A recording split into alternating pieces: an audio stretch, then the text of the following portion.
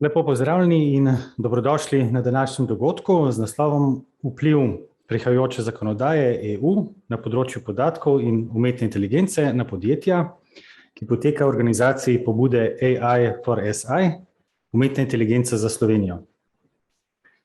Pobuda AI for SI je nastala v sklopu Združenja za informatiko in telekomunikacije pri Gospodarski zbornici Slovenije, ima pa glavno nalogo pospeševanje uvajanja umetne inteligence v slovenska podjetja. Moje ime je Mitja Trampuš in sem predstavnik te pobude in direktor podjetja KreaPro. Za izvedbo tega hibridnega dogodka gre zahvala organizatorjem in podpornikom, ki so Gospodarska zbornica Slovenije, Združenje za informatiko in telekomunikacije, IKT horizontalna mreža, OpsiHub, Digital Europe, Digitalno središče Slovenije, Spirit, BTC, Ministrstvo za gospodarstvo in pa DIH. Za tiste, ki ste danes z nami prvič, naj povem, da AI for SI organizira različne aktivnosti na področju promocije umetne inteligence za podjetja, zato vas vljudno vabim k obisku naše spletne strani, sledite pa nam lahko tudi na omrežju LinkedIn. V tem tednu, ki je v času predsedovanja Slovenije svetu EU posvečen umetni inteligenci, smo v pobudi pripravili dva dogodka z tega področja.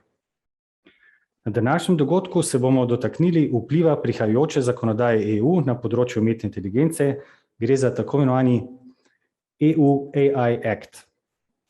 Pri prihajajoči zakonodaji gre za to, da želi EU ukrepiti zaupanje državljanov v tehnologije umetne inteligence in podjetja spodbuditi k razvoju teh tehnologij. Gre za prvo tako zakonodajo na področju umetne inteligence na svetu. Sam ocenjujem, da bo vpliv nove zakonodaje na podjetja velik. Lahko bi ga primerjal na primer z vplivom splošne uredbe EU o varstvu podatkov, GDPR, ki smo ga občutili praktično vsi, tako podjetniki kot podjetja, kot posamezniki.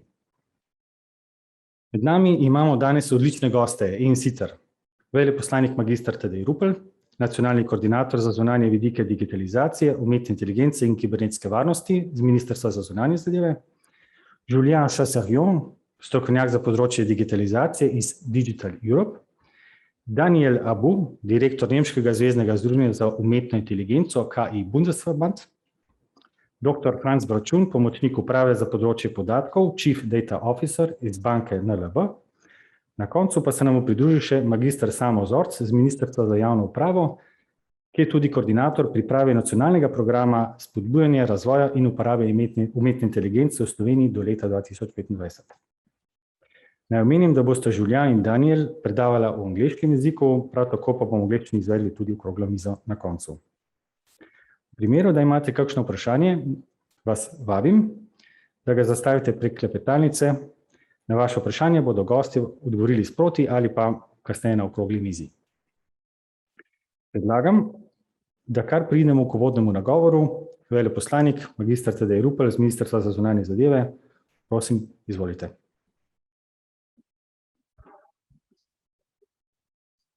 Dober dan vsem skupaj, spoštovane dame in gospodje, spoštovani udeleženci in udeleženke dogodka AI for SI. Naj se najprej zahvalim v imenu Ministrstva za zunanje zadeve, da ste nas kot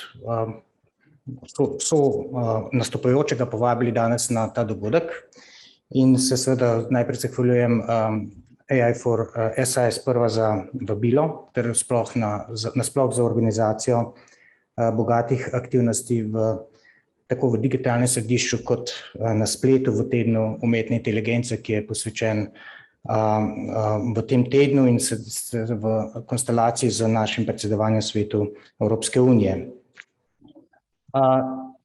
Kot rečeno, Slovenija spodbuja znanje in inovacije in ima tudi tradicijo in seveda tudi strokovne kapacitete na področju umetne inteligence.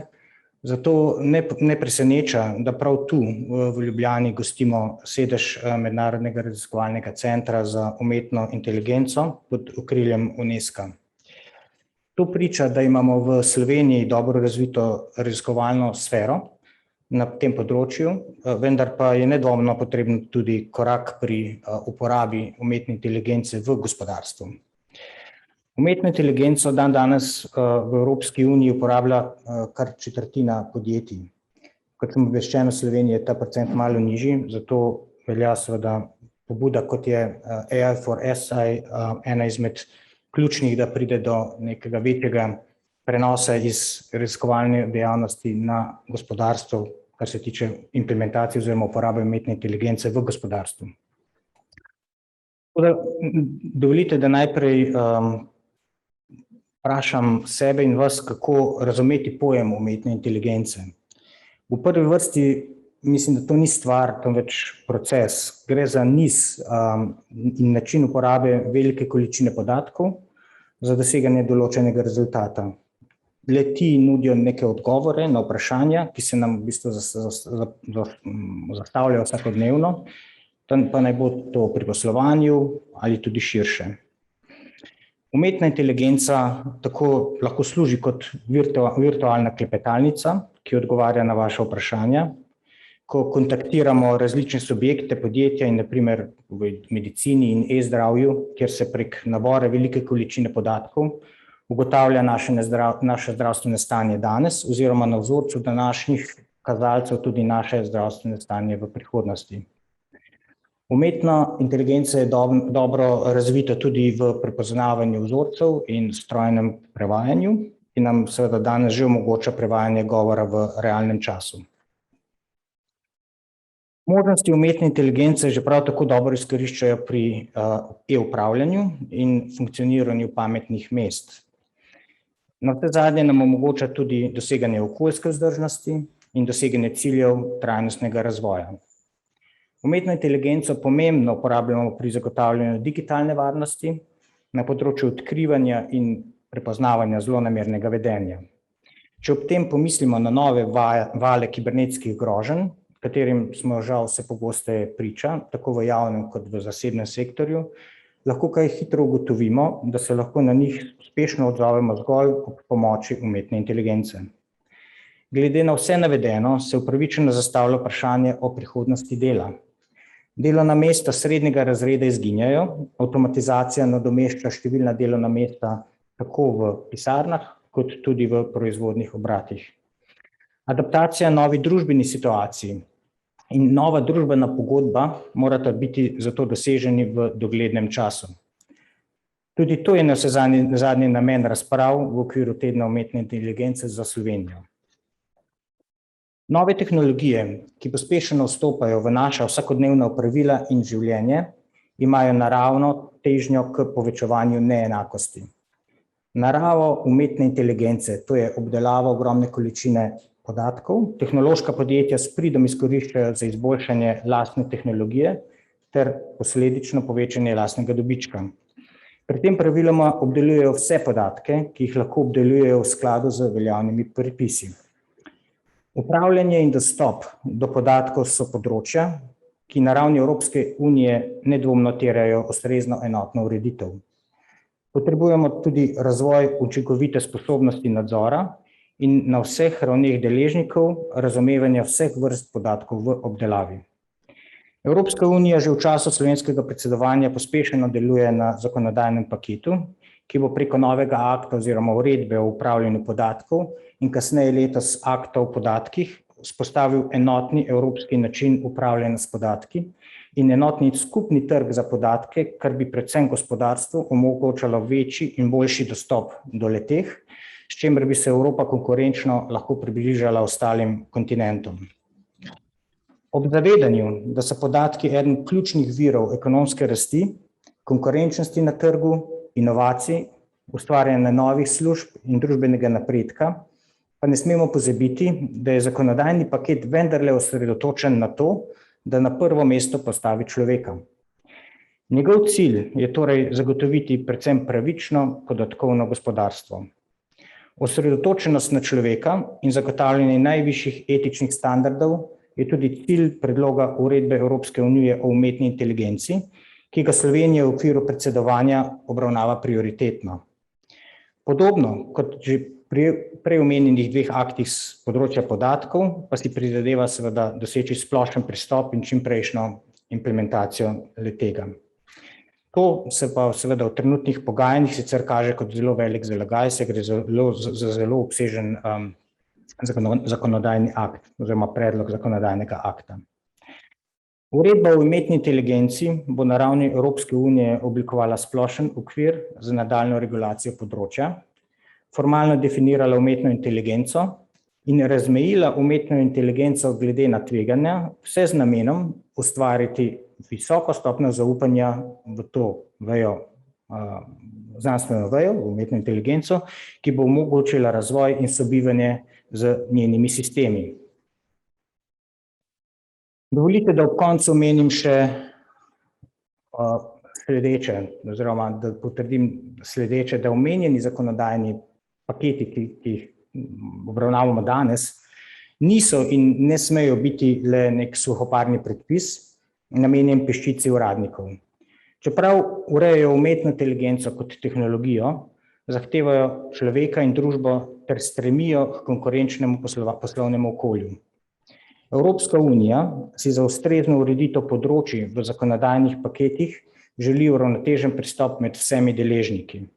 Naj zato današnje razprave na eni strani služijo kot povezovalni most med znanostjo in gospodarstvom, po drugi pa tudi med znanostjo, gospodarstvom in politiko, ki zakonodajne pakete pripravlja. Ti so namenjeni vsem nam. Želim vam zanimivo in koristno razpravo in hvala lepa za pozornost.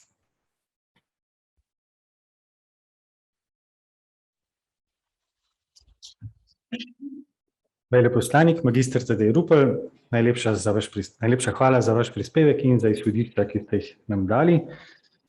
Zdaj bi pa želel vključiti prvega gosta iz tujine. Dear Mr. Julien Chasseriot, hello and welcome and thank you for waiting. We're happy to have you here. As far as I understand, you're joining us today from Brussels. Is that right? Yes. As Digital Europe is the leading trade association representing digitally transforming industries in Europe and is based in Brussels, I'm sure you are closely analyzing what is coming. We would kindly like to ask you for your view on new AI and data rules. The microphone and camera are yours. Thanks a lot. You should now be able to see my screen as I have a few slides to present you. So thanks a lot for the very kind introduction and also for the invitation. I am indeed working for Digital Europe, which is the biggest policy organization working at European Union level on digital and also for digitally transforming industries. We are representing companies all over Europe and also all over the world, and also associations from all over Europe and also from Slovenia. As Digital Europe, I am working specifically on artificial intelligence policy and also on data policy. So today I will try indeed to explain a little bit what is important to have a look at when we talked about AI policy, also data policy, and of course a little bit about the AI Act as well. What is the impact for companies? And I know also that some other speakers will be after me also explaining a little bit more what it means for companies with the AI Act. To give you a little bit more of context of what has been happening in Europe on artificial intelligence, this is a topic that has been discussed more and more since 2018. So that was 3 years ago. 3 years ago, the European Commission decided to create an expert group gathering a lot of experts from all over Europe, and our Director General, Cecilia Bonfeldal, was one of them. So she participated within this expert group together with 50 other experts from all across Europe, and they worked on how to ensure that artificial intelligence is always in support of innovation, in support of the citizens, of the people, and would not end up creating risk for the population compared to the benefits that it can bring. And this is how this expert group created a report and developed also 7 principles to explain actually how we can make sure that artificial intelligence is safe and also can be trusted. Meaning that as a person, as a citizen, as a user of technology, as a consumer, you want to be sure that, of course, the product or service that you are using, which may be using artificial intelligence, is then safe to use, and also that you can trust what is happening. So you can see on the screen the 7 principles, including, for instance, the fact that artificial intelligence should be transparent in its choices. There's also human agency and oversight, which means that people should be able to understand what is happening with artificial intelligence, with the software, for instance, and also to be able to decide if the software's decisions are right or wrong, and if we should continue using the system, for instance. And as you can see, there's several other principles that have been defined. And those principles are now being used by the European Commission to define its policies, its legislation on artificial intelligence. So what you see on the screen is really at the basis of this work. And as Digital Europe, we've been helping the Commission to try to find the right balance between safety and, on the other hand, also making sure that there's innovation and that companies can develop AI systems. This AI logic and these AI policies do not come alone. The European Commission has been also working on the data side. As you know, of course, to develop artificial intelligence for companies, for businesses to be able to use artificial intelligence, there's a need for really a lot of access to a lot of data to be able to train the AI system, to be able to really make sure that the product, the AI product or the AI service will be efficient, will be meeting the needs. So for that, you really need troves and troves of a lot of data to be able to really improve your system and make sure that it's working well. This is why the Commission sent last year in February in 2020 published 2 important strategy documents, as you can see on screen. The first one is what the Commission called an AI white paper, explaining how they want to create artificial intelligence in Europe that can be trusted, so that is safe to use for people, but also for businesses. But they can really not be worried that they would not have any concerns or issues with using artificial intelligence, either in their work, so as part of their companies, but also within their daily life, their personal lives. So this led to the AI Act that we'll be discussing, of course, a lot over the course of today, but also to this data strategy, which is really the second part of this AI policy and strategy of the Commission. So the white paper is really looking at how to invest more in AI, and there's also the idea of really European Union giving funding to companies, to researchers, to universities, to research organizations, to be helping them to develop the artificial intelligence of the future. And at the same time, also support to member states for them to be developing also their own national policies and their own national strategies. And most of the European countries, Slovenia included, have been developing their own national strategies for quite a few years, and they continue to do so also with this support. So that's really the first pillar. And then there is the second pillar on the data strategy, as I was saying. So the idea of the data strategy is really to make more data accessible.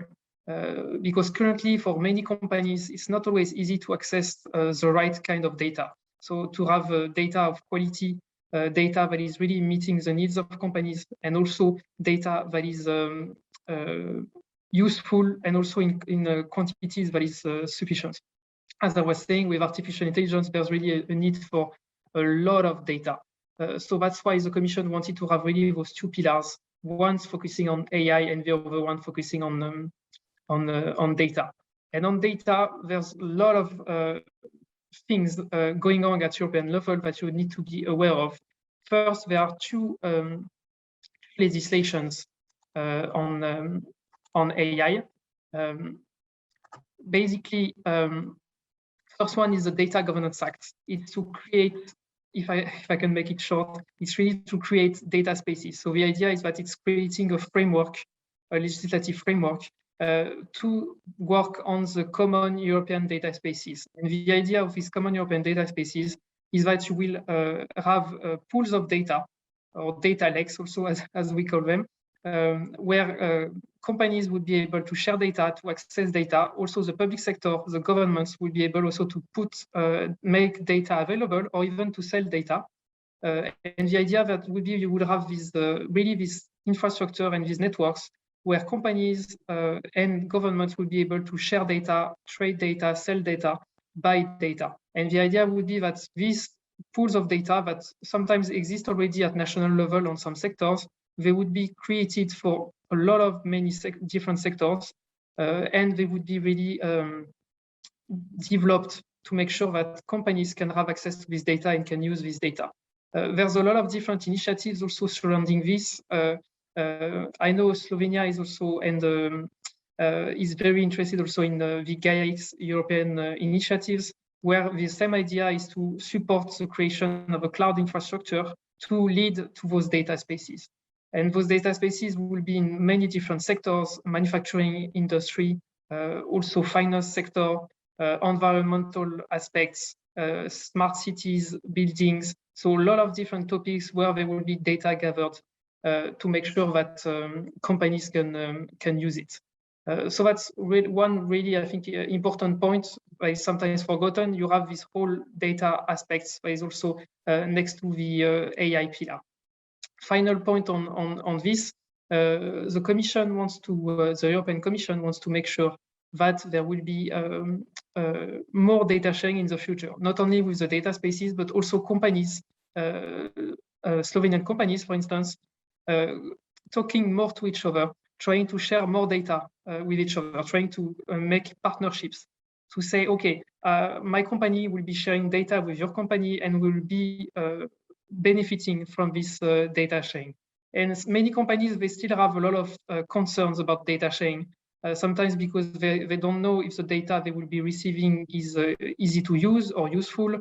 They don't want to share their data necessarily because they feel that their data is important, and they don't know what will happen to their data. So a lot of questions, and there will be a legislation that will be published at the end of the year. It will be called the European Data Act, and this Data Act will be really looking at all these issues regarding data sharing and trying to improve the current framework to give more support and more certainty to companies. And the Commission, the European Commission, really hopes that this will help companies to be able to access data and, of course, then to use it for artificial intelligence. So basically, now if we go maybe directly to the AI Act, just to give you a quick overview, because I know other speakers will be also talking about it.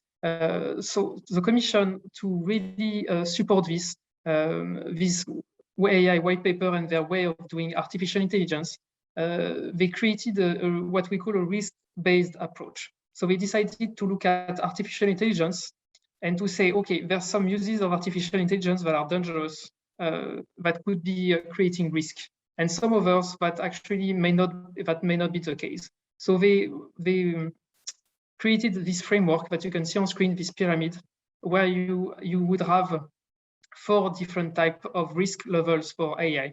The first one being, as I was saying, minimal risk.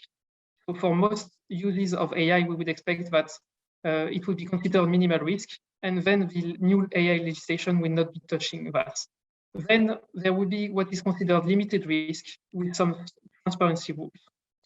What will be very interesting, I think, for many companies is the high risk level, where quite a lot of uses will be under this high risk level, and there will be specific requirements for companies. The idea being that if you have these requirements, then you will have more trust in artificial intelligence, and more companies would be using artificial intelligence more customers will be also wanting to have products and services with artificial intelligence. And then you have a specific final level, which is what is considered unacceptable and which would be banned in the European Union. It's very specific uses, certain cases of uses of facial recognition in the public space. So for instance, massive surveillance, in some cases could be forbidden, could be banned. And there's also public scoring, what is being done, for instance, in social scoring, what is being done in China, for instance. So that gives you a little bit of an idea. And for you to know, and I know it will be also discussed by some of our speakers, so I will not spend too much time on this. But the European Commission decided that what you see on screen will be high risk. So if you have 8 different categories that would be considered high risk, where basically if you do artificial intelligence, for instance, you create a service related to artificial intelligence to work in the justice system.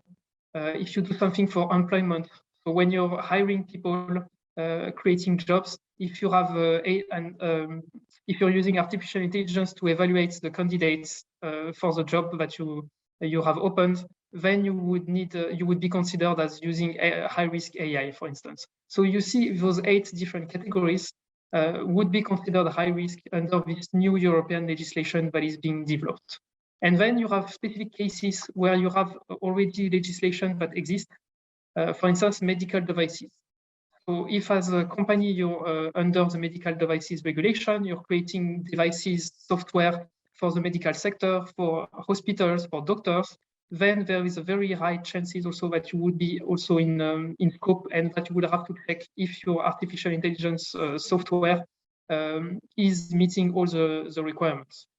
So that's to give you really quickly this this overview. And then what you would need to do as a company is really to have a look at the requirements, to make sure that you follow the requirements. So with a conformity assessment, then you will have some explanation to do, to a few things to prove that you did the conformity assessment, and then you are able to sell your product or service. So that's what we call placing on the market, and you will be able to do that everywhere in Europe.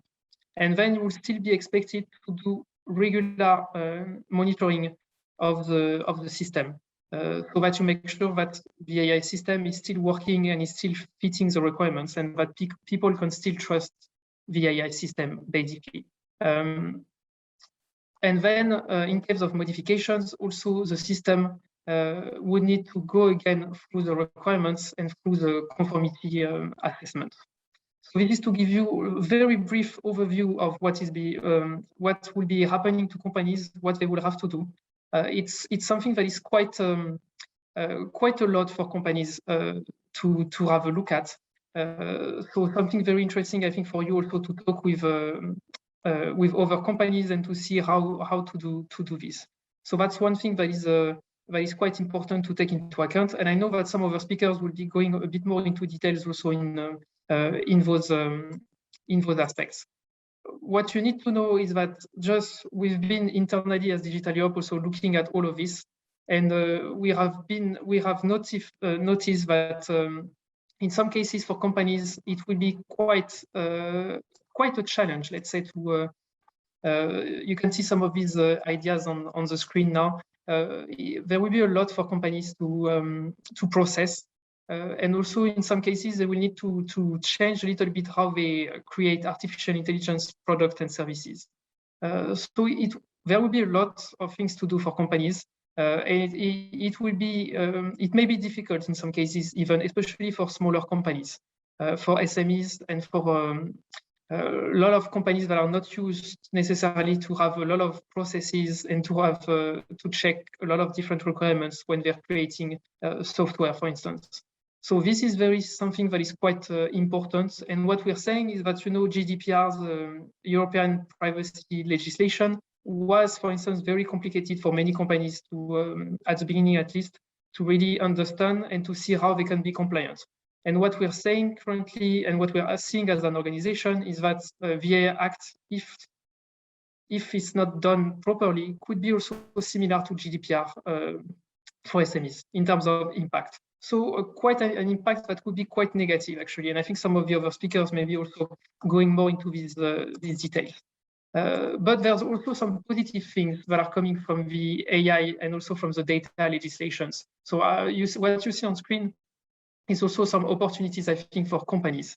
There's this idea of creating sandboxes. So sandboxes basically is places or softwares where you would be able to test your AI system outside of the, let's say, of the classic legislative framework. So it's something where companies would be able to see if their system is working with the requirements, is working with the AI Act. So quite an interesting also for companies. There will be also specific support to small companies to help them to better understand how artificial intelligence works, what is the impact of this new legislation for their AI services and products. So all of that will be something that will be also developed. Then there will be a specific pillar on funding and investment. As I mentioned earlier, there will be a lot of investments in artificial intelligence that will be also for companies and also for researchers, for universities, and so on. In Slovenia, for instance, Slovenia will be receiving funding from the European Union, and including there will be almost 350 million euros of grants specifically for digital. And this could be used also potentially also for artificial intelligence and for data. And then finally, the data legislation will be also creating a lot of support for companies to help them access data. And this should help really companies that currently have a lot of trouble to find data. The creation of data spaces should be also really helpful for these companies. And finally, I want to finish with a final slide on this. So as I showed very quickly on AI Act and also a little bit on data legislation, there's a bit conflicting ideas. On the one hand, the European Commission wants to make sure that AI will be safe and that people can trust artificial intelligence. So this is what we call preserving values. So the idea is that we have European values. For instance, with GDPR, we have European values for protecting the privacy, the personal data of citizens, of people. And this, with the artificial intelligence strategy and data strategies of the European Commission, the idea is really to try to do this, to make sure that people are protected and that they would trust artificial intelligence, that they would not be thinking, okay, this is killer robots, or this artificial intelligence system will be spying on me, for instance. So that's one really important. But at the same time, we need to make sure that companies and businesses are not too, let's say, challenged by this new AI and data frameworks, and that they're still able to really create new services and products that will be using artificial intelligence. So this is why currently as Digital Europe, and I think other organizations, and also our Slovenian partners and friends, of course, we are trying really to find what we call the European way. So we are trying to do something different than China and AI, and trying to find a right balance between preserving European values on one hand, and on the other hand, creating value as a business. So yeah, that's all for me. I'm really looking forward to the discussions today, and I hope that this is a good conversation starter. Thanks a lot. Thank you. Thank you, Julien, for your presentation. We kindly expect you to join us at the roundtable in about half an hour. Yes. Thank you. And now over to our next guest. It's Mr. Daniel Abo. Dear Daniel, hello. Thank you for waiting. We're glad to have you here as a speaker. Thank you. You're joining us. To all our friends in Slovenia, and I'm very happy being here. I had the chance of visiting Ljubljana some days ago and seeing you, Mitja, and what a lovely time I had there. Thank you, Daniel. Thank you. As the German Federal Association for AI is made up of more than 300 innovative companies, SMEs, startups, and AI experts, and is based in Berlin, it is expected that your organization's voice is heard in Brussels. Well, please, if you could share your understanding and the coming regulation and what joint feedback from different national AI associations have you already organized? Because I know you are quite active together with AI for SI. Yeah, well, first of all, I hope they hear us in Brussels. That's not always sure. So let's hope and for the best there. And I just want to, before I start in talking about the AI regulation, I just want to thank you, Mitja, for inviting me and the KI Bundesverband, and I want also to shamelessly plug also the European AI Forum, which Mitja and I and many other European AI associations are holding.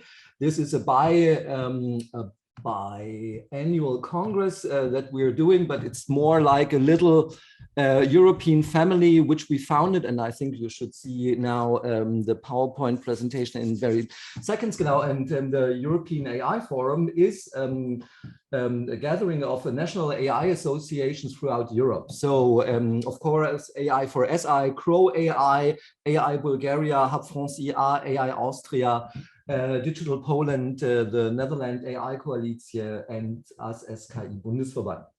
And I think that we hopefully see each other, Mitja, in December in Ljubljana for the next European AI Forum, and just want to take this time of this short advertising for our Congress there.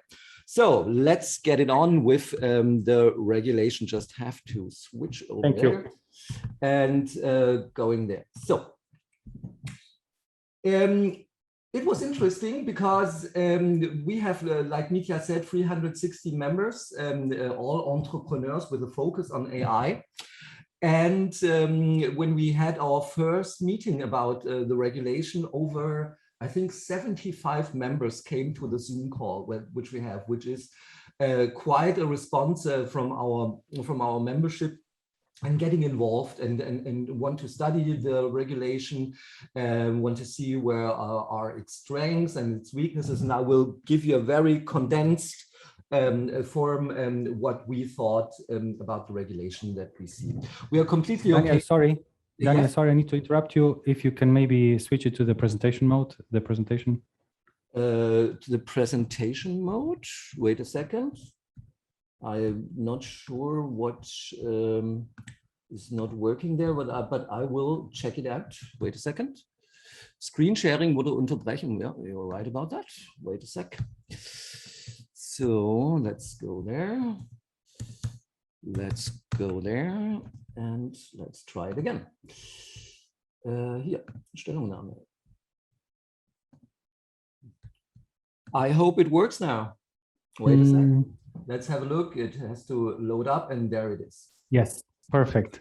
Well, thank you Great. for the information. So, of course, we know that Europe needs a flexible and a regulatory framework. We're not living in fantasy land and thinking that no regulation is necessary on AI. Of course, AI gets more important, and there has to be a kind of regulatory framework, which is logical.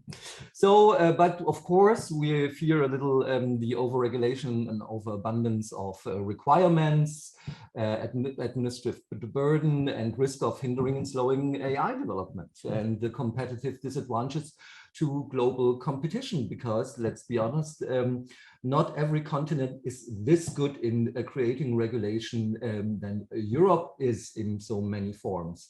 So let's say the most critical points are the definition of AI, risk-based approach, risk assessment guidelines, existing regulation, data bias, remote biometrical identification, responsibilities and recitals, and I will come to every one point in particular.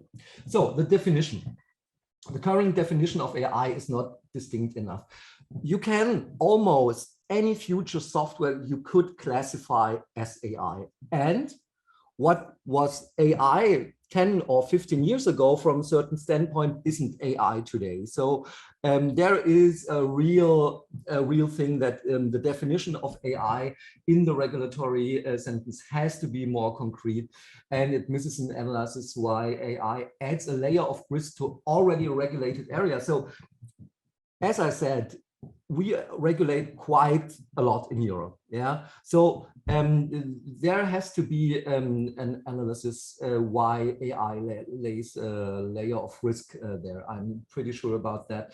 That this is one point that we should discuss. We welcome the risk-based approach. That was the first thing nearly every member of our association told us, that the risk-based approach, and it's not a general approach, but there's a risk-based approach, but the definition lacks a little comprehensive and clear terminology. Of course, when lawyers are involved, sometimes the terminology always gets a little difficult to understand. Then the generalized classification of certain AI application as high-risk category requires re-evaluation.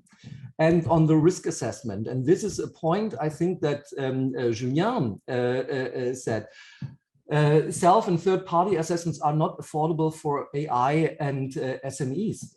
Let's be clear. Any kind of regulation that the EU makes, yeah, the big tech companies, they have lawyers, they have law firms, yeah, they can handle nearly every kind of regulation. But what is with the startup and with the SME? And Julien thankfully already pointed this out, but let me emphasize this, yeah, because a startup with 2, 3, 5 people, yeah, if they're not doing their work, but on each step they have to think which kind of regulation, which kind of bureaucracy they have to have in mind. This hinders development of AI products. So what I think is that, of course, one size fits all, yeah, but there has to be a point where SMEs and especially startups, yeah, don't have to be overburdened with third-party assessment, specifications, and a regulatory burden. That would be a very important thing coming from my side and on the side of the 360 members of the German AI Association. And of course, but we advocate, of course, for a harmonized system of sanctions if the rules are broken in all Europe. Yeah, so it can't be, yeah, that in one part of Europe a sanction is done like this, and then the other part of Europe a sanction is harder. Yeah, it has to be harmonized. This will be a very interesting point because we will see that when reality strikes. On the point of guidelines, the proposal must be accompanied by application and industry-specific guidelines, and these guidelines should be formulated jointly with AI developers. So, yesterday, I was in another panel with Kilian Groß from the European Commission. And they were talking about regulatory bodies and some kind of ethical conferences and people who will decide about these guidelines.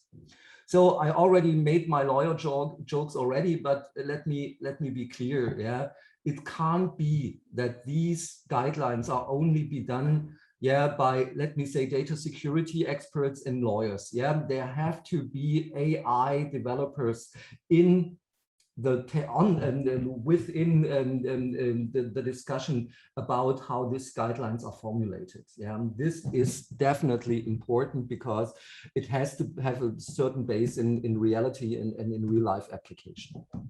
So the existing regulation, there we think there's somehow no need for further technology-specific liability regulation, and existing law already covers product risk that could involve an AI system. Yeah, let's say autonomous driving. Of course, this part is already regulated in many regulations in the European Union.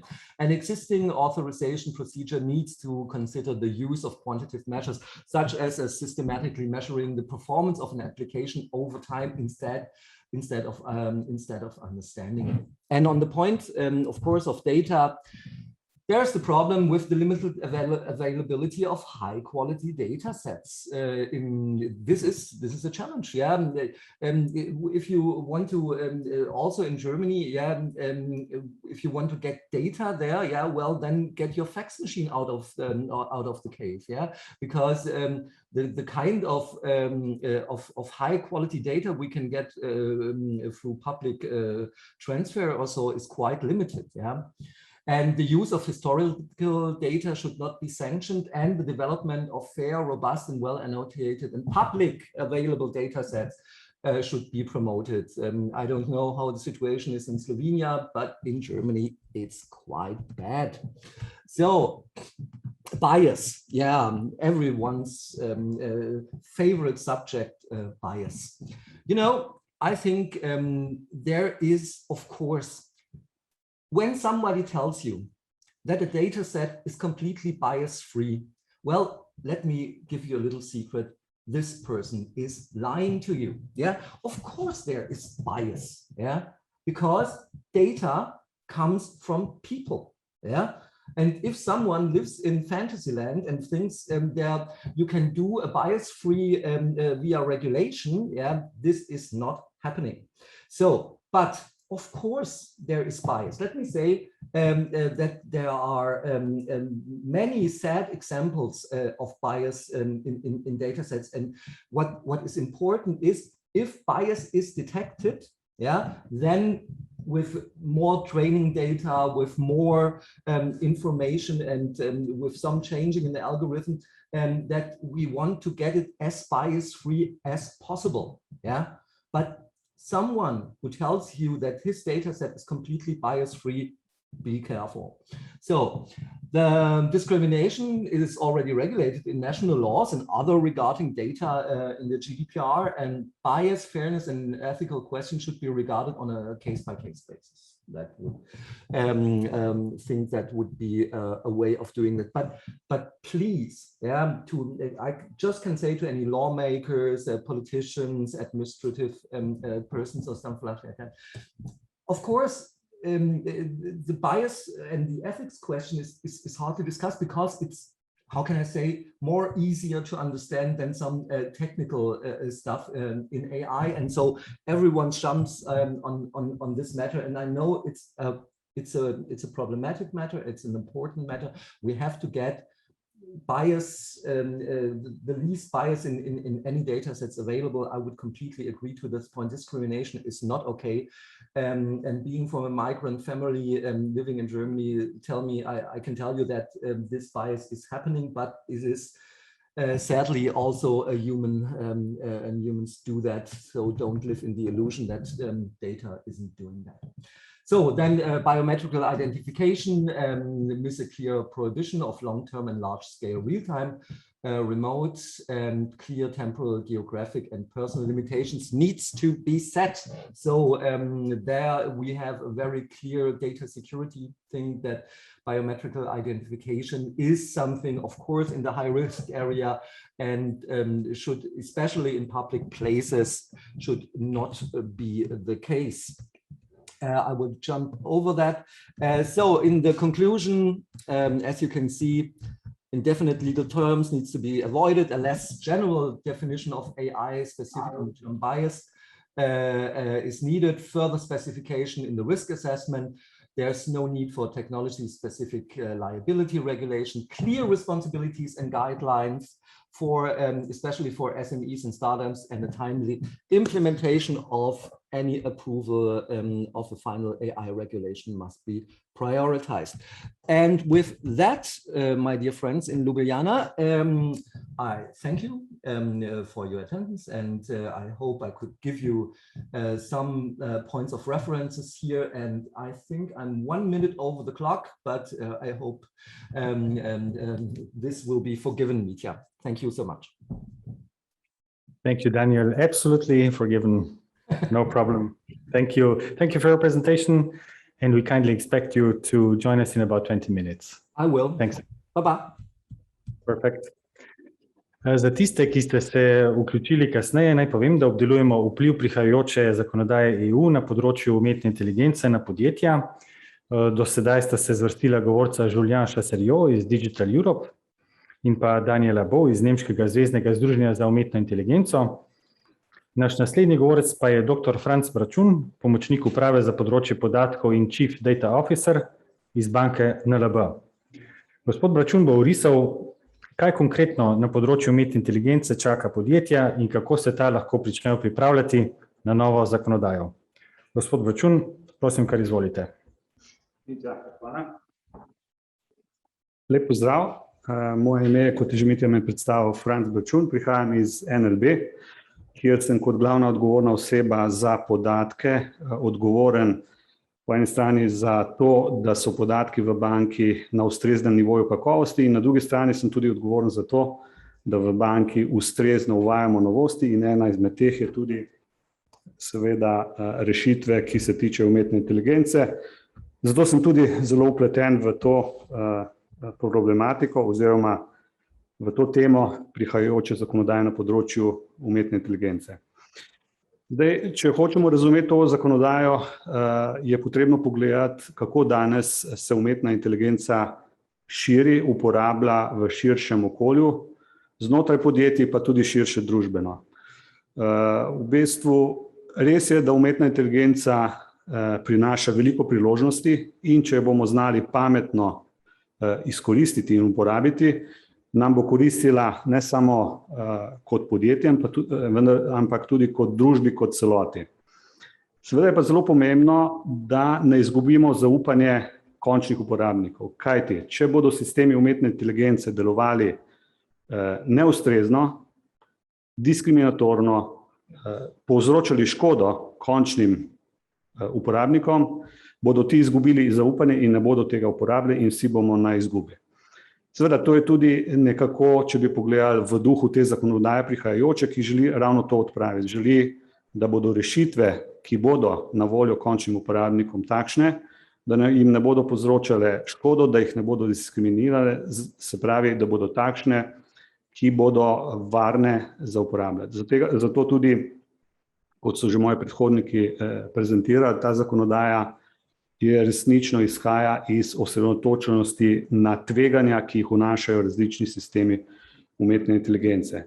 Zdaj, umetna inteligenca, če pogledamo širše, oziroma rešitve umetne inteligence, če pogledamo širše, kako se danes uporabljajo v podjetjih in kakšna so s tem povezana tveganja, bi lahko rekli, da so trije ključni dejavniki, ki povzročajo ta tveganja. Prvič je, da umetna inteligenca vnaša določena tveganja, ki jih danes običajno v podjetjih še nismo bili vajeni. Ta tveganja izhajajo iz tega, da ko govorimo o rešitvah umetne inteligence, ni to pomembno samo, da imamo kodo, da imamo modele, ampak je zelo pomembno, da sestavni del teh rešitev so tudi podatki. In vemo, kako posamezno obvladovati podatke, se pravi, kakšna tveganja so tu. Vemo, kakšna so tveganja pri informacijskih sistemih. Seveda, zdaj pa to dvoje združeno, moramo pa tudi začeti obvladovati tveganja, ki so nekako inherentna povezavi podatkov z sistemi, kajti večinoma danes, ko govorimo o sistemih umetne inteligence, temeljijo na tem, da se učijo iz podatkov in iz podatkov luščijo ven neke vzorce, na podlagi katerih potem definirajo oziroma pripravijo pravila, na podlagi katerih potem sprejemajo določene računske operacije, ki bodisi izračunajo neke številke na koncu, ampak poenostavljeno temu rečemo, da sprejemajo odločitve, ampak stroj kot tak ne sprejema odločitve, ampak nekaj izračuna, na podlagi česa potem gre po področenih algoritmih naprej. Drugo tako pomembno področje je, da je zelo težko ugotoviti, kje vse v organizaciji imamo sisteme umetne inteligence. Eno je, če mi sami izdelujemo rešitve umetne inteligence in jih uvajamo. Veliko novih izdelkov, ki jih kupujemo, softverskih rešitev, ima pa že vgrajene določene prvine umetne inteligence in celotne sisteme umetne inteligence.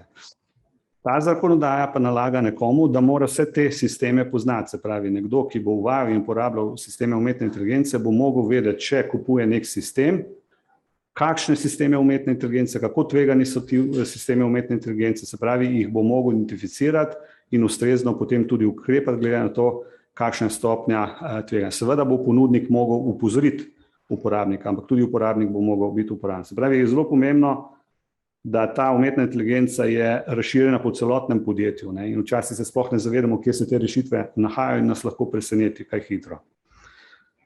In naslednja zelo pomembna zadeva je tudi ta, da ko se lotimo upravljanja tveganj umetne inteligence, tukaj je potrebno sprejemati veliko odločitev, ki so lahko zelo daljnosežne, ampak lahko hitro pademo v past, da zadeve prezakompliciramo, ne? In potem se iz teh zank ne moramo izviti, zato je treba zelo pragmatično pristopati k upravljanju tveganj umetne inteligence. Že moj predhodnik je povedal, ne, da je zelo veliko tveganje, ki ga današnja zakonodaja praktično, oziroma predlog zakonodaje vnaša, je sama definicija, kaj je sistem umetne inteligence. Ko sem jaz tisto definicijo bral, sem dejansko mnogo sistemov, ki jih danes v banki uporabljamo, lahko razvrstil med visoko tvegane sisteme umetne inteligence, pa ni nobenih algoritmov, ki se učijo iz podatkov, ne. Tako da tudi ta zakonodaja se bo res mogla malo prečistiti, da bo lahko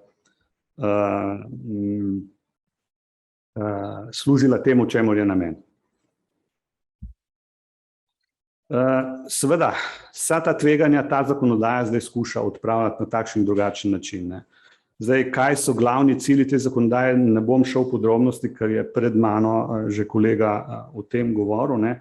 Ampak če bi tako on general skušal potegniti eno črto, je glavni namen, da skuša ta zakonodaja zagotoviti, da sistemi, ki bodo dani in uporabljeni na trgu Evropske skupnosti, se pravi sistemi umetne inteligence, da bodo varni, da ne bodo diskriminatorni, da ne bodo povzročali škode in da bodo dvigali zaupanje pri končnih uporabnikih. Tukaj je pa zelo ena pomembna zadeva, ki jo je treba razlikovati. Ta zakonodaja se ukvarja z sistemi umetne inteligence, ki so namenjeni javnosti, strankam, publiki, se pravi končnim uporabnikom nekih storitev podjetij, ne. Ta zakonodaja se ne ukvarja z sistemi umetne inteligence, ki so notranji v posamezni organizaciji, ki jih uporablja za to, da izboljšuje svoje interne procese dela. Na primer, v banki imamo veliko takih notranjih sistemov, več ali manj so to statistični modeli, ki jih uporabljamo za to, da modeliramo kapitalske zahteve, ki jih od nas zahteva regulator, predpisuje regulator. In ti sistemi ne padajo po to zakonodajo, zato ker nimajo vpliva na končne uporabnike. Imajo pa velik vpliv na poslovanje banke kot take, ne? Ampak to pa že regulator po drugi zakonodaji regulira, ne? Tako da tudi vsa podjetja bojo mogla razlikovati in jasno razumeti, kaj so tisti sistemi umetne inteligence, ki padajo po to zakonodajo, kaj pa so sistemi, ki ne padajo po to zakonodajo, ne? Drugače se bomo hitro znašli, da bomo vse tlele noter imeli in bo kar ena zmeda naenkrat ratala. Tako da to se mi zdi zelo pomembno, ne? In pomembno se mi zdi tudi to, da je zelo dobro potrebno vedeti, kateri sistemi umetne inteligence za javnost pa sploh padajo po to zakonodajo, ne? In ta zakonodaja predvideva, da so to vsi tisti sistemi, ki jih proizvajajo ali pa razvijajo podjetja, ki imajo sedež v EU-ju, oziroma vsi tisti sistemi, ki pridejo v EU in jih uporabljajo podjetja v EU-ju, se pravi, neka rešitev se razvije recimo v Združenih državah Amerike, nek distributer to preproda neki firmi v Sloveniji, ki to uporablja, to tudi spada po to zakonodajo. Se pravi, bo tudi tisti proizvajalec v Ameriki mogel upoštevati so to zakonodajo, če bo želel, da se ta njegova rešitev uporablja v EU-ju. Pomembno je pa tudi to, da vsi tisti sistemi padajo po to zakonodajo, ki se lahko izvajajo v neki državi izven EU-ja, ampak rezultati vplivajo na uporabnike v EU-ju, ki so v EU-ju. Se pravi, ne na uporabnike, če je recimo nekdo, ki je iz Evropske skupnosti v ZDA, pa tam uporablja, tam ne. Če pa on v Evropi, v EU-ju, pa uporablja neko rešitev, ki lahko vpliva na rezultate tukaj, pa ja, ne. Tako da tle je kar veliko teh zadev, na katere je potrebno biti pazljiv. Zelo pomembno je tudi to zavedanje, da so predvidene kazni kar visoke, ne. Jaz sem tlele ven iz tega osnutka pobral in tako, če pogledamo na hitro, so kazni še večje kot pod GDPR-u, ne, kar je lahko zelo usodno lahko za podjetje, ne, če ne bo upošteval te zakonodaje. Seveda je zdaj odvisno, kaj bo v tem procesu usklajevanj prišlo ven na koncu, ne, ampak to je zdaj prvi draft bil izdan ven, ne. Zdaj, kdaj bo to prišlo, ne, kdaj bo začela ta zakonodaja veljati, je tudi vprašanje. Zdaj nekako letošnjem letu pomladi je prišlo ven, ne. Zdaj, kako dolgo bo trajala ta razprava, da bo potrjeno v parlamentu evropskem, je vprašanje, pa bo pa še kako leto pa pol ali pa še več še potrebno, da se uveljavi ta akt, ne, tako da tako v moji oceni tam 2025-2026 recimo, da bi začela ta zakonodaja veljati prej, vsaj po izkušnjah GDPR-a verjetno ne. To pa ne pomeni, ne, da ni potrebno že sedaj se pripravljati na to zakonodajo, ker je kar zahtevna, ne. Zahtevna z vidika, kaj vse potrebno narediti znotraj podjetij. Tukaj je na tej sliki, vse to si lahko vsakdo pribere tudi na straneh EU-ja, je zelo lepo obrazloženo ta razdelitev, kako zakonodaja tretira posamezne sisteme umetne inteligence, se pravi je osredotočena na te sisteme z vidika, kakšna tveganja povzročajo. In največji poudarek v tej zakonodaji je na tako imenovanih sistemih visokega tveganja. Obstajajo sistemi, ki so prepovedani v Evropi, sistemi umetne inteligence, to so različni sistemi, ki v bistvu diskriminirajo ljudi med sabo, sistemi, ki nadzirajo, ki krajšajo človekove pravice in tako naprej, ti so prepovedani, ne. In za te sisteme bodo sigurno najvišje kazni veljale, če bodo ugotovljeno, da jih nekdo uporablja v EU-ju, ne. Potem imamo te visoko tveganje, potem sisteme z umetnim tveganjem, pa z minimalnimi tveganji, ne. Ampak če pogledate to zakonodajo, največ se ukvarjajo s sistemi visokih tveganj, ne. In ti sistemi visokih tveganj so po različnih kategorijah razdeljeni, naprimer eno tako visoko tveganje, jaz sem jih tlele nekaj naštel pa izvzel ven, ne, naprimer sistem visokega tveganja je, naprimer, če se uporaba robotsko vodena operacija v bolnicah, ne. Taki sistemi so visoko tvegani, zato ker lahko povzročijo škodo. Se pravi, lahko človek nazadnje tudi v najhujšem primeru umre na operacijski mizi, ne. Drugi taki sistemi visokega tveganja so vsi tisti sistemi, ki preprečujejo prebivalstvu dostop do določenih storitev. Jaz, ki prihajam iz bančništva, tipičen tak primer je naprimer sistemi, ki jih uporabljamo za odobravanje kreditov, ne. Mi v banki imamo različne modele, se pravi rešitve umetne inteligence, na podlagi katerih se izračunavajo določene karakteristike oziroma na podlagi določenih podatkov se izračunava, ali določeni banka sme dati, stranki banka sme dati kredit ali ne, ne. In ti sistemi so večkrat kombinacija, neki so statistični modeli, se pravi modeli, ki so se učili iz podatkov, neki so pa modeli, ki temeljijo na določenih pravilih, ki izhajajo tudi iz regulative, ne. Vse to je v teh sistemih noter in taki sistemi po tej regulativi so visoko tvegani sistemi umetne inteligence. In v tej zakonodaji in na teh slajdih sem naštel še par teh primerov, tako da vsaka podjetje, vsaka branža se lahko najde in pogleda, kateri so tisti sistemi visokega tveganja iz njihove branže, ki padajo po to zakonodajo, ki največ zahtev ravno do teh sistemov postavlja, ne. Zdaj, kaj so te zahteve, ne, za sisteme umetne inteligence visokega tveganja? Seveda, eno je, da če celotno zakonodajo gledate iz perspektive, ta zakonodaja zahteva, da vzpostavite znotraj organizacije za tovrstne sisteme ustrezno, robustno upravljanje tveganj, ki izhajajo iz teh sistemov, ne. Zdaj, to je zelo enostavno napisati. Kaj pa to pomeni, je pa v ozadju veliko stvari, ne. Prvo je vprašanje sploh, kdo bo to delal, ne, v organizaciji, ne. Ali že imamo v organizaciji ljudi, ki znajo ocenjevati in presojati tveganja. Potem naslednja tak zelo pomemben je data governance, ne, se pravi upravljanje podatkov. Ta zakonodaja zahteva, da, seveda, ker ti sistemi se učijo na podlagi podatkov in če podatki niso ustrezno obravnavani, upravljani in če niso kakovostni, bodo ti modeli neustrezni in bojo povzročali škodo, ne. Zato je tudi v tej zakonodaji velik poudarek na to, da morajo organizacije vzpostaviti pri sebi tako imenovan data governance oziroma upravljanje podatkov. Potem morajo organizacije dokumentirati vsak model ali pa vsako rešitev umetne inteligence morajo striktno dokumentirati, zato da je možna ponovljivost, da se lahko gre od začetka do konca preverjati, kako sistem deluje, oziroma če je prišlo kje do kakršnih koli problemov, da se ugotovi, zakaj je do tega prišlo. Ne. Ko govorimo o tej dokumentaciji, ta dokumentacija pa ne pomeni samo dokumentacija, kako je bil model narejen, ampak tudi dokumentacija, kako so bili podatki pripravljeni, kateri podatki so bili uporabljeni. In ti podatki morajo biti shranjeni. Se pravi, ko začnete to zakonodajo brati in odzadaj veste in poznate v praksi, kako to deluje, potem se začnete zavedati, kako globoko ta zakonodaja vpliva na delovanje podjetij. Seveda, to zdaj ne pomeni, da morajo vsa podjetja to vzpostaviti. To velja za tista podjetja, ki razvijajo tovrstne sisteme, se pravi tisti, ki razvijajo rešitve umetne inteligence, in ti morajo tudi potem uporabnike, se pravi podjetja, ki uporabljajo njihove rešitve, ustrezno izobraziti, usposobiti, in do neke mere morajo tudi potem podjetja, ki uporabljajo take rešitve, seveda vse to pri sebi na ustrezen način urediti. Potem seveda pomembno je, da zahteva, da je tudi človeški nadzor. Ne. Ti sistemi ne smejo biti prepuščeni avtomatizmu in da človek nima nadzora nad teh sistemov.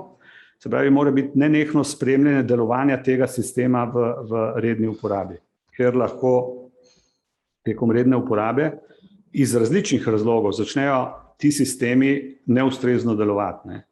Zdaj, zakaj temu tako, ne bom se spuščal tehnične detalje, ampak tisti, ki razvijajo te sisteme, vedo, da vsak sistem umetne inteligence, ki se uči na podlagi podatkov, po enem letu že začne izgubljati na napovedni moči, zato ker v vmesnem obdobju so se podatki oziroma se je nekaj v okolju zgodilo in podatki, na katerih je model bil učen, niso več po distribuciji enaki podatkom, ki veljajo danes v okolju. Ne.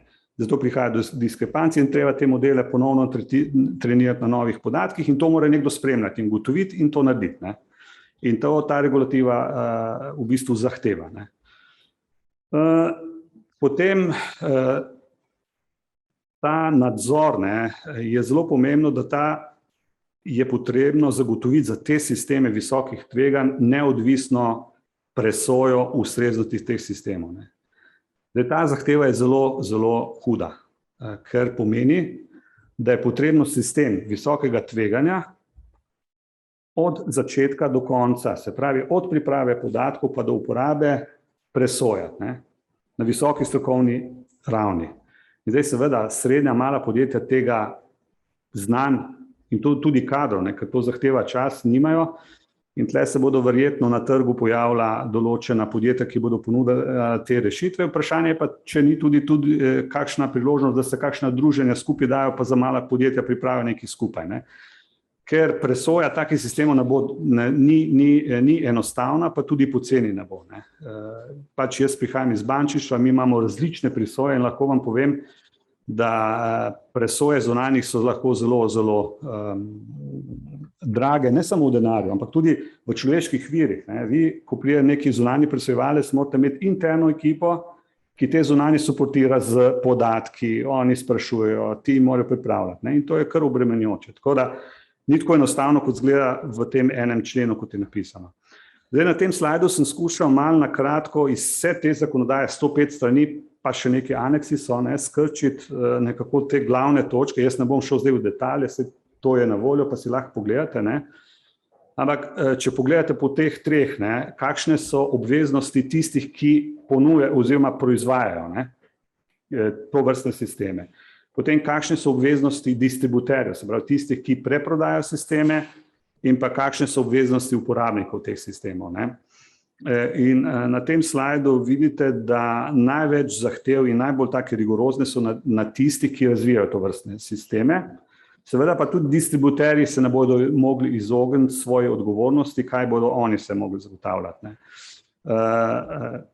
Tako da tle na tem področju jaz mislim, da kljub temu, da zakonodaja še ni dokončna, je pa že pokazala, kaj se bo potrebno narediti, tako da jaz mislim, da že to, kar je zdaj, da lahko marsikomu misli, kako se zadev lotiti.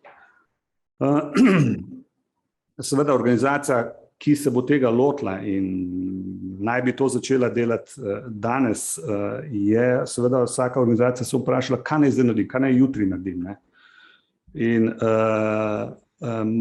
Jaz sem skušal tle na kratko, na tem slajdu prikazati, kaj so tisti prvi koraki, ki jih mora vsaka organizacija že danes začeti razmišljati o njih, zato ker bo potrebno neke odločitve sprejemati. Zdaj, ena zadeva, ki se mi zdi zelo pomembna za vsako organizacijo, da že danes se loti nekega pregleda, kakšne sisteme umetne inteligence pri sebi sploh ima. To je tisto, kar sem rekel, kateri sistemi umetne inteligence, ki jih danes ima, padajo po to zakonodajo, kateri ne padajo po to zakonodajo. Potem za tiste sisteme, ki padajo po to zakonodajo, da se razvrsti, kateri so visoko tvegani, nizko tvegani, kateri so mogoče sploh prepovedani. Tiste mora takoj razmisliti, kako jih bo ukinila, ker ko bo zakonodaja stopila v veljavo, bojo ti prepovedani. To je prva stvar, se pravi, da dobimo en pregled, kaj sploh danes imamo in že to bo velik izziv. Ni tako enostavno, kot se zdi na prvi pogled, kar sem že povedal.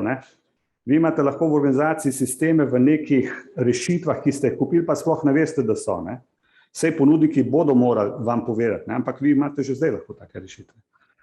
Potem druga taka pomembna zadeva je, vi se boste mogli, oziroma podjetja se bodo mogla odločiti, na kakšen način bodo pristopila k tej presoji, ali bodo imeli lastne vire za to neodvisno presojo, ali bodo imeli zunanje inštitucije, na kakšen način se bodo tega lotili. To je lahko tudi zahtevno. Zdaj, seveda, eno od pomembnih vprašanj pa je, kdo v organizaciji je sploh odgovoren za implementacijo te zakonodaje. Koliko organizacij danes, če se vprašajo, ve, kdo v njihovi organizaciji je tista oseba, ki bo poskrbela, da bomo mi kot organizacija pripravljeni na to novo regulativo. In to je vprašanje, katerega se morajo vsa podjetja že jutri lotiti.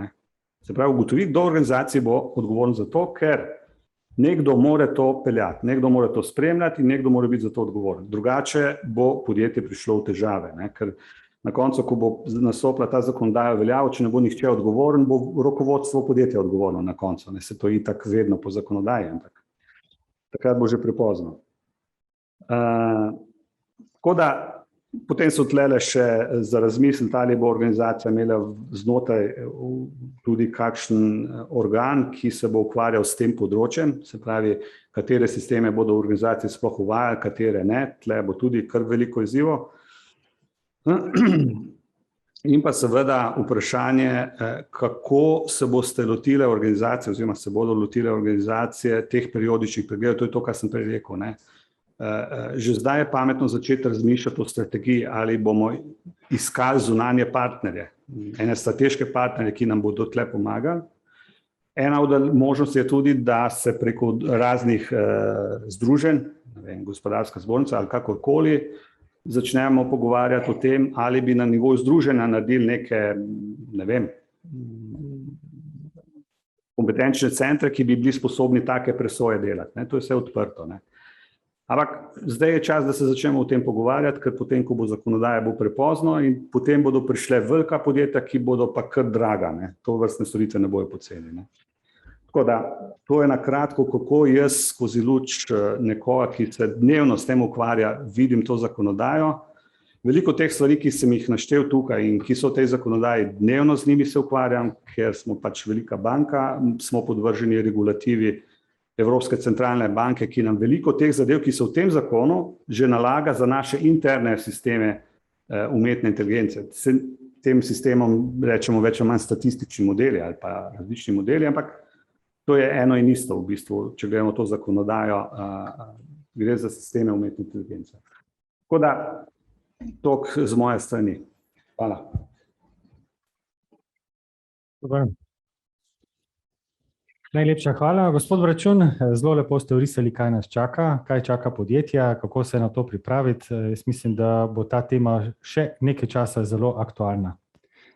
Zdaj bi vas poprosil vse udeležence, če se lahko mogoče počakate minutko dve, da preuredimo tale oder za okroglo mizo. Dear Julia, dear Daniel, please, if you can stay with us another minute or two, we just need to rearrange the stage. Vabim na okroglo mizo, minutko dve pa smo nazaj. Hvala.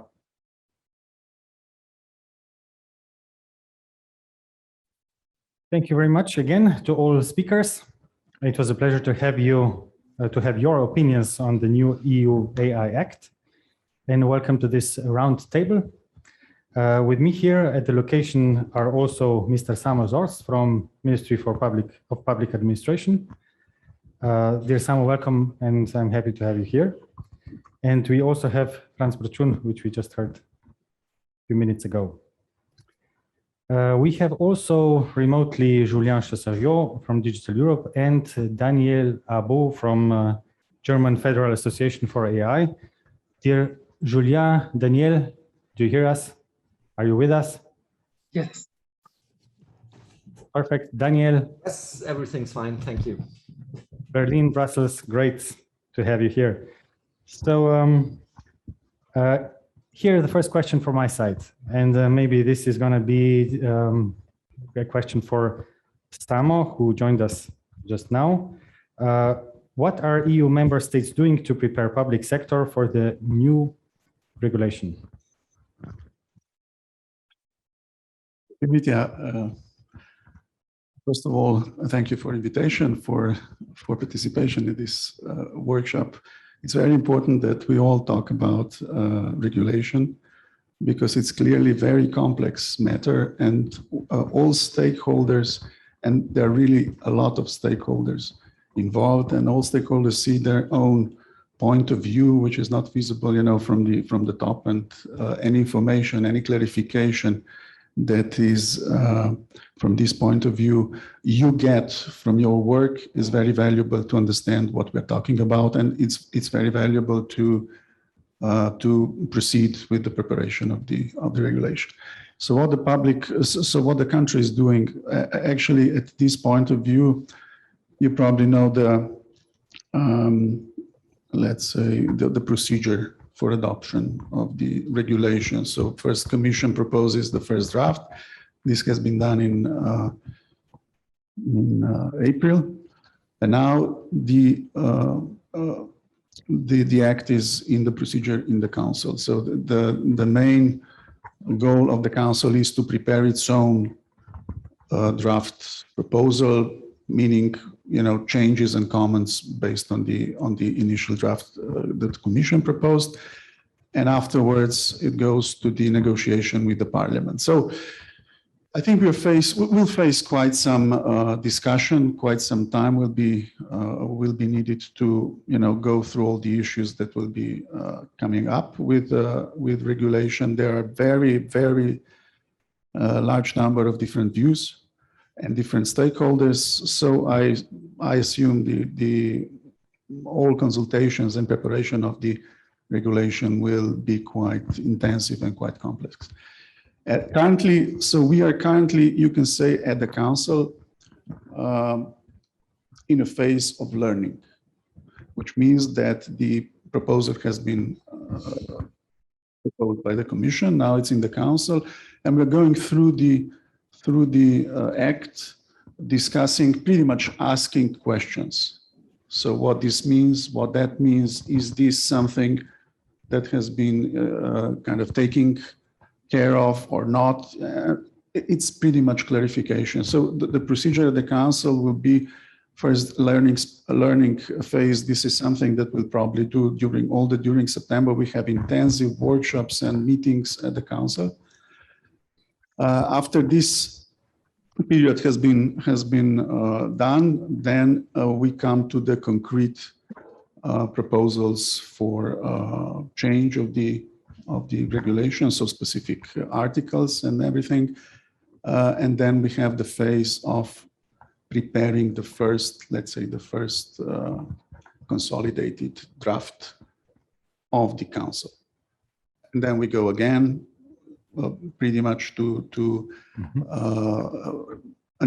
we are satisfied. So until we are satisfied at the Council, and when this is done, this is the publicly then available, and then goes to the Parliament, and then the Parliament discusses all things and adds the comments. This is in short the process we are doing. Just maybe to understand a larger scope in Slovenia, if I might just comment this. So this preparation of the act is now, let's say, in the phase where government of Slovenia has adopted its position, general position on it, and actually just last week, the Parliament adopted position on the act. And this is our guiding principles, especially because we are in the phase of presidency, which means that we need to negotiate and check all the different views when preparing the council proposal. And we need to be neutral towards all the different views. So this is something that will guide our, let's say, work during the presidency time. After the presidency, we'll see how the regulation will go and, you know, at what stage we are in the preparation, and then we'll kind of continue as any other member state with its own issues, questions, answers, and things like that in the process. For those who are not with us at the beginning, I introduced Samo Zorc. You are the national coordinator, right, for the national AI strategy, right? Exactly. Can you maybe just share a few thoughts, a few information about that? Thank you for mentioning this. This is exactly so. Slovenia prepared a so-called national program for AI and has been adopted by the government just in May this year. And this national program is somehow larger scope of all activities at a national level, connected to all activities at the EU level, because we are also coordinated all activities with something called coordinated plan at the EU level. But this is the scope that we are now living in. You can call it like that, in Slovenia. And within the national program, obviously, guidelines, some statements, some positions have been already set by Slovenia, also with respect to the regulation. And this is all taking into account when preparing all the feedback that will be used for Slovenian position, was used already for this position, but also continuing the procedures in the future, especially after the presidency. It's somehow in sync. It is very in sync, exactly. In sync. Yeah. About the timeline, when can we expect that this regulation will be the de facto regulation? Or can you give us a guess? Yeah, this is very. I would say this is very complex regulation. So you might know that this has been set as a priority. So AI is set as a priority of the Slovenian presidency. That's why we have very, very intensive work and meetings planned during our presidency, especially now into September and October. This is only one of the, I think, 5 or 6 dossiers that we need to go through. So it's not the only one, but this is priority. So we put very much work here. The main, let's say, goal is that we come to the first reading during our presidency and finding first, let's say, draft of consolidated views within our presidency. And then we put this thing forward to the French presidency to continue. I would say that at least 2 years is an optimistic way how the whole process will continue, but you never know. I mean, the process can be, we can find, consolidated view very quickly. There are issues now on the table, but we need to settle this down. But then again, then comes the parliament views, and then this negotiation can take either very quickly or could take, 2-3 years. Depends on whether we have kind of common ground and common views, we come to the conclusion, or if there are some problems, this can last quite some time. And at the end, we must say this, at the end, even the regulation can be, not adopted. This is also a possibility that it's not adopted. Yeah, of course. All this, what we were talking today at the end. Obviously, nobody wants that. I mean, all stakeholders, parliament and council and states and all the stakeholders, that there were public consultation on the white book and everything. So pretty much it's really broad consultation. Everybody agrees that we need to do something, not only in EU, but also worldwide. And as you know, EU is kind of the first, let's say, first mover. As yesterday said, I think our European commissioner, we are the first mover which means that we also have the opportunity for guidance, not only in EU, but also in larger global sphere. So I think nobody wants that this would not be a successful story here. Yeah. Yes, I mentioned at the beginning that this is the first actually legislation on that in that field worldwide. So yeah, so 2 years you said it's an optimistic scenario that there will be legislation in place. No, so this is 2 to 3, 5 years. No, 2 years. 2 years. 2 years, and then we'll see how it goes. 2 years, I think it's, let's say we're all optimistic here. That just to comment, you probably meant it's one thing that a regulation is adopted, but then it's of course a period for and it's enforced afterwards. It depends on how it is written then. I estimated that to be in force 5 years. 5 years. That's my guess. Why I'm asking is this is a time where the companies can prepare. Yes, but all this 5 years is very not much short. right? It's not much. Not enough time. What has to be done? Yeah, maybe Julien. Thank you, Samo. Maybe Julien, if you can, maybe give us an idea. Will EU companies lose or gain competitiveness in the AI field with the new EU regulation? What do you think? So this is against the USA and especially against USA and China, of course. Yes. So this is an excellent question.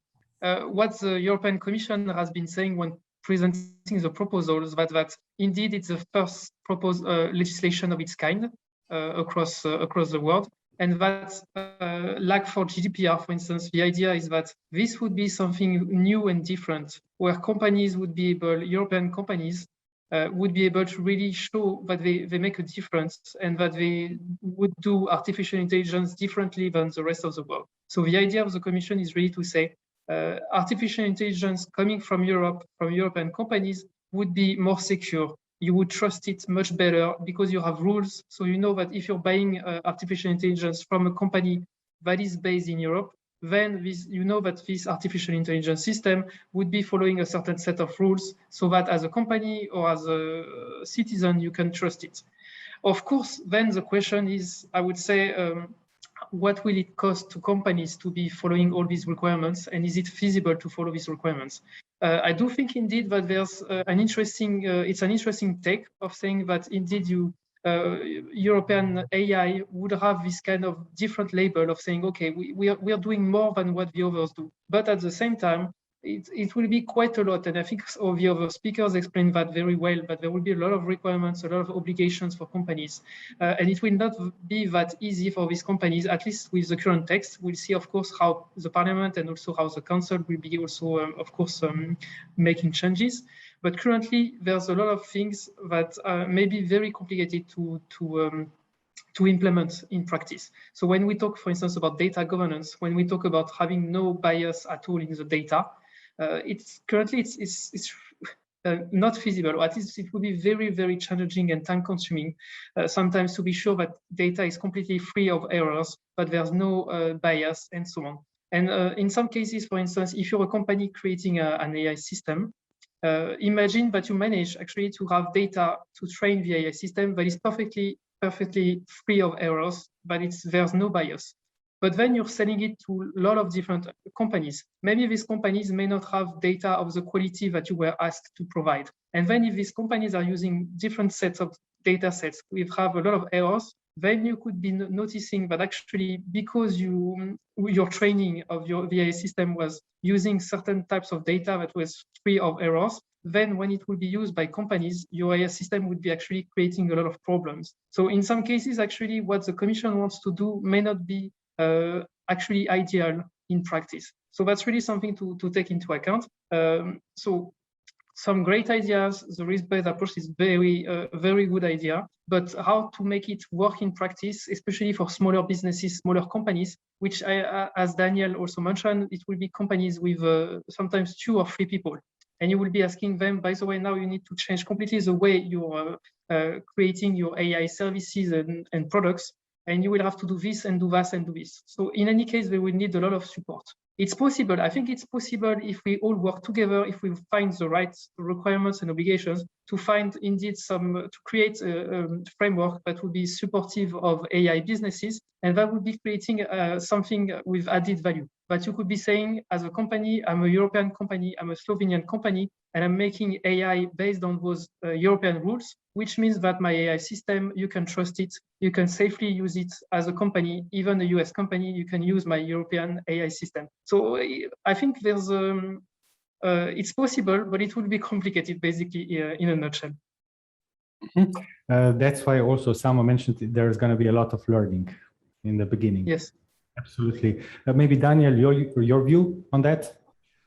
Well, first of all, as you said, with dates and 4 years, 5 years, I say 3 years, 12 months, 7 days, and we'll see who will win the pot on this. But I am a little pessimistic, not about the regulation proposal from the Commission. I think it has its flaws, it has its benefits.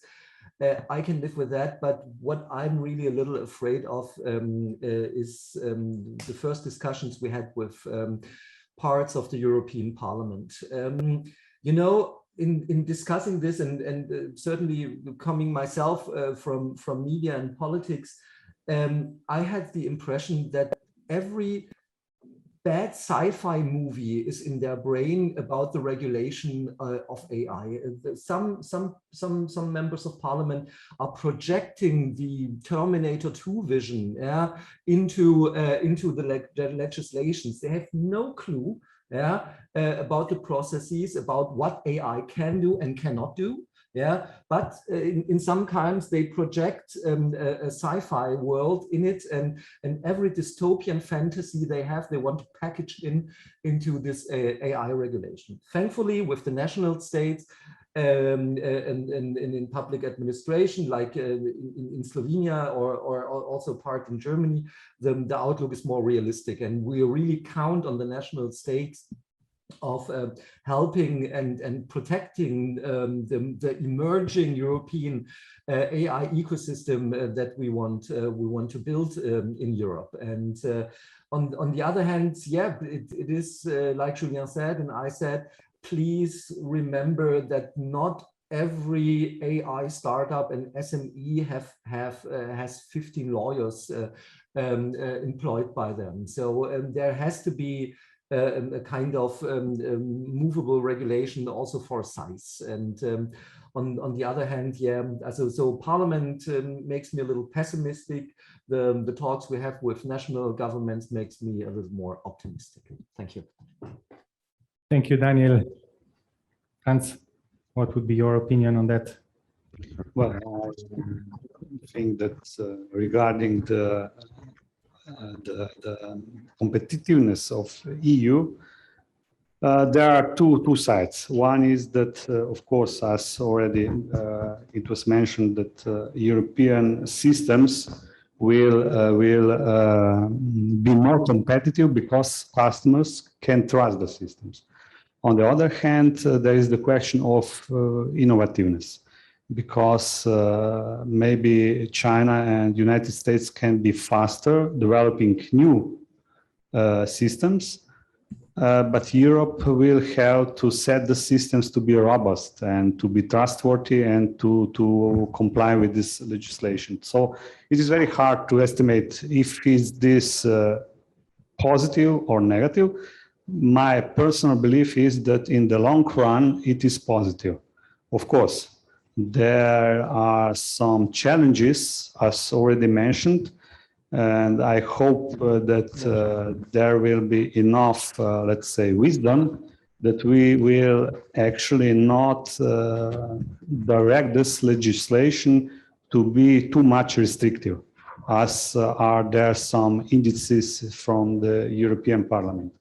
Because in that case, we will be in, let's say, worse position than China or United States or let's say other countries, because there is not only China and United States.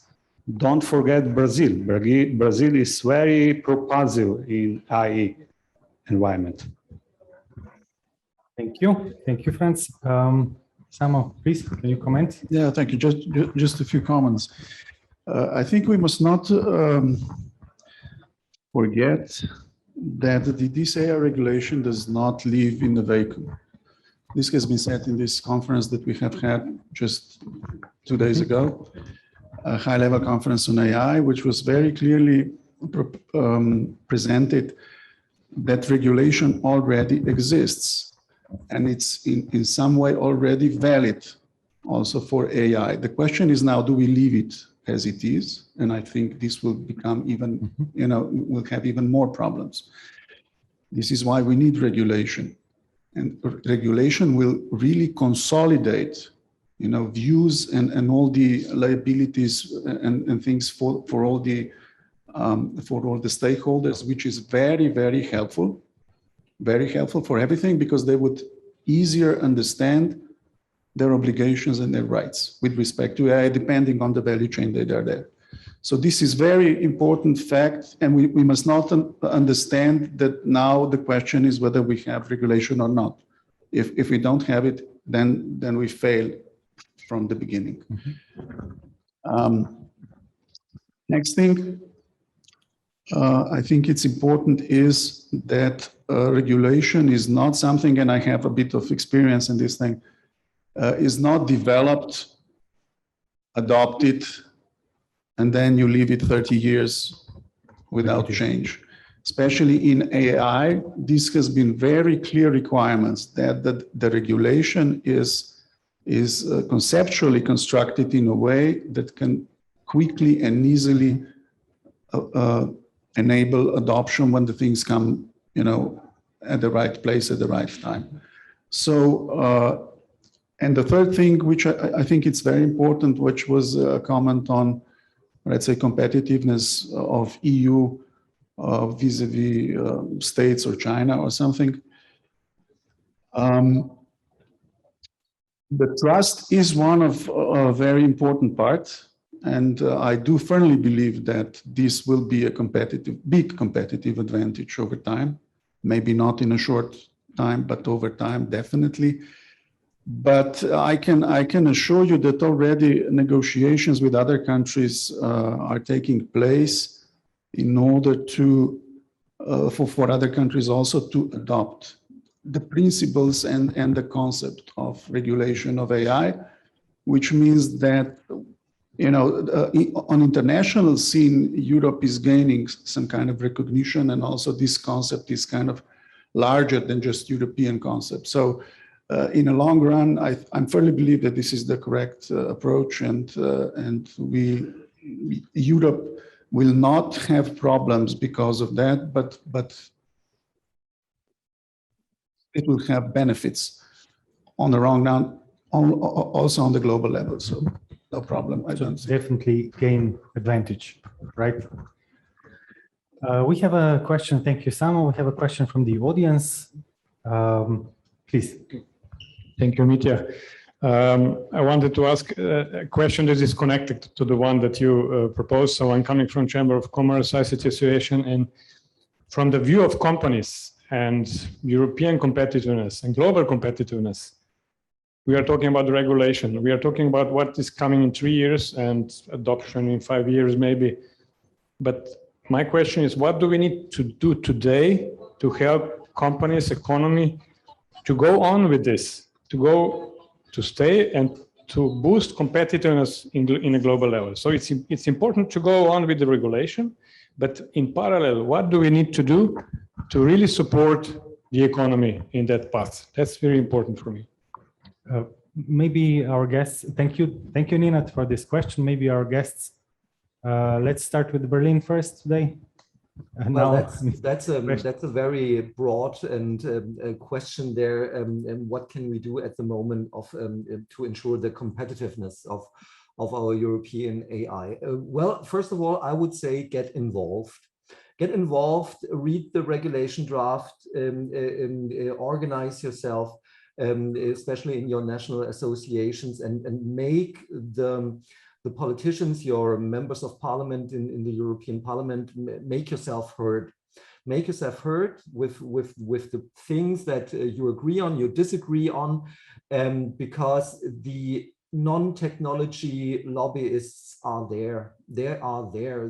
When you see the reaction about the policy draft, you know, of course we criticize also. We have points which we are criticizing about regulation, but there are stakeholders in Brussels, yeah, who saying, well, every algorithm has to be approved by some kind of data security management system. They have to be everything which is involved in where the workforce is involved in an algorithm and has to be automatically high risk and stuff like that. If this comes to reality, then I think we can move to Shenzhen, but I really hope that this is not the case, and make yourself heard. Second point about competitiveness.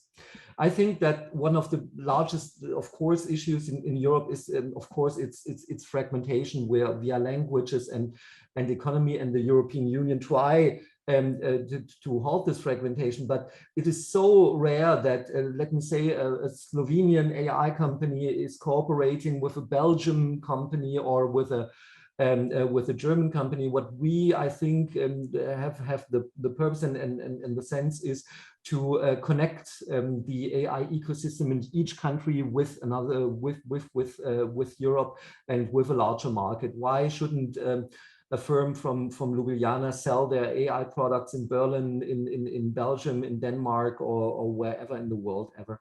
So get involved, get connected. That would be my 2 points about how we can get competitiveness. Thank you. Thank you, Daniel. Samo, you just quickly maybe wanted to make a comment, yeah, right? Just a quick comment. I think this is very good questions, and I would just like to stress very important thing. The regulations is only part of the puzzle. It's very important. So this is part of the very large, let's say, set of activities that are going on at the EU level and on the national level, mentioning already national program for AI. So all supporting actions for research and innovation, for consultant to companies, especially small companies, for the educational change, for assuring capacity in either infrastructure or in the knowledge and professional knowledge in AI and everything. This is, you know, the whole spectrum activities that are going on at the EU level and national level. So this regulation must not be seen as one and the only in vacuum, you know, solution that will be beneficial or not beneficial. It will be beneficial together with all the other activities that are going on. And as you know, the strategy of EU is similar to our national strategy for AI, have some kind of goals for the, you know, couple of years. And so all the regulation and all what's going on needs to be taken from the point of view of this larger scope. Thank you.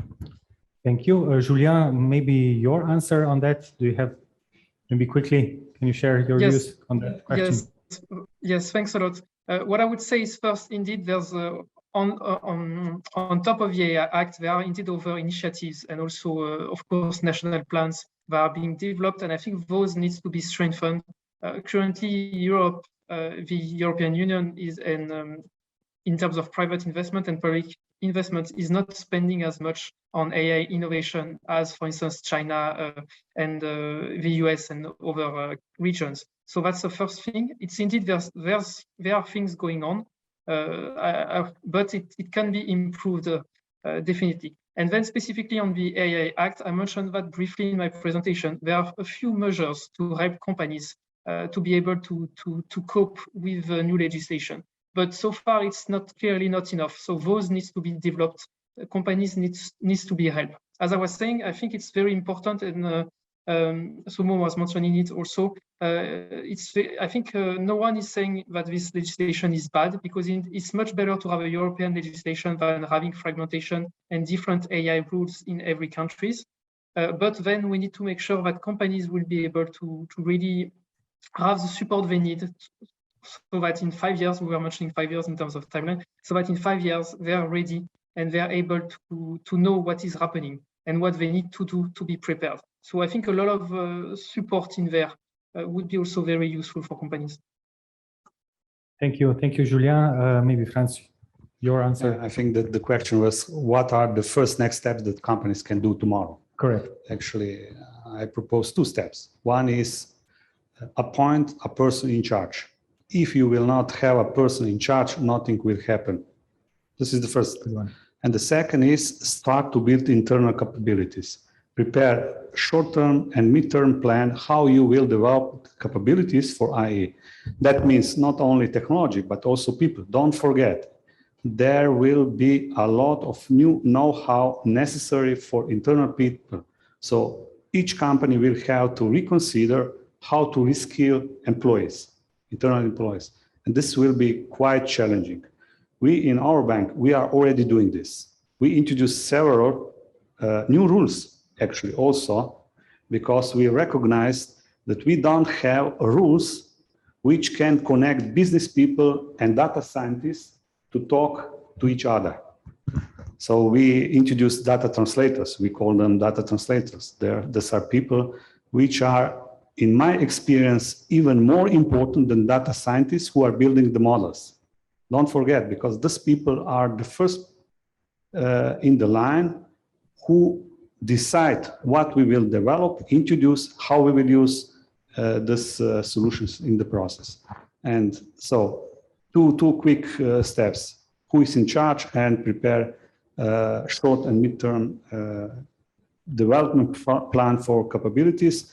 And don't forget, also rethink which capabilities you will develop internally and for which capabilities you will try to find external partner, because for SMEs, it will be very hard to have all capabilities internally developed.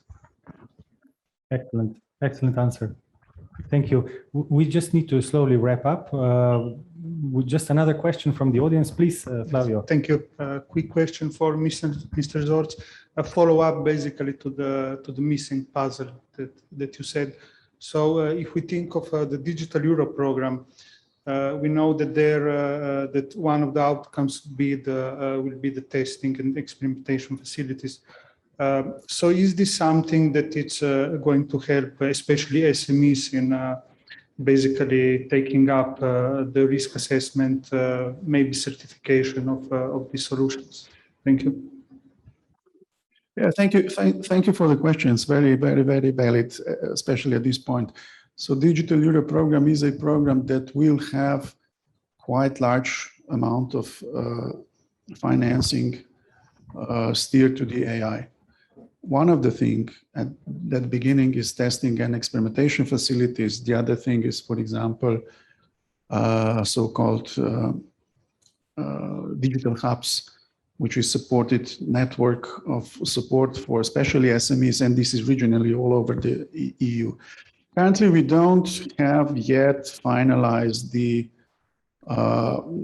decisions on what will be and when supported at the Digital Europe program, because it's we assume the work program be probably finalized in 2 months or something, but you never know.